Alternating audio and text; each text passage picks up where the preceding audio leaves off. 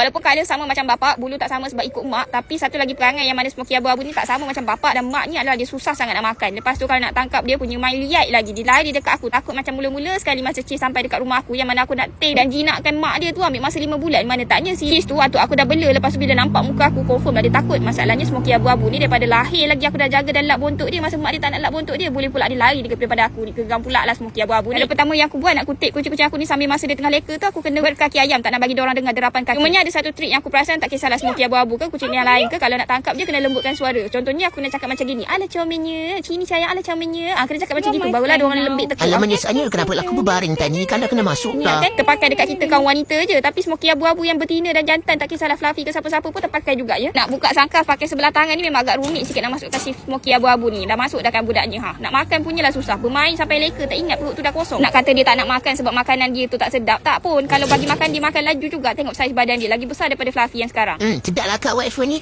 Lampalah tadi tak makan je. Bismillahirrahmanirrahim. Tahu pun sedap. Tadi leka sangat bermain, geram betul. Gitulah kucing kalau dah seronok bermain. Sama je macam budak kecil. Kalau tak bagi makan memang lupa tu, yang perut tu masih lagi kosong. Maklumlah otak ada tapi akalnya hilang.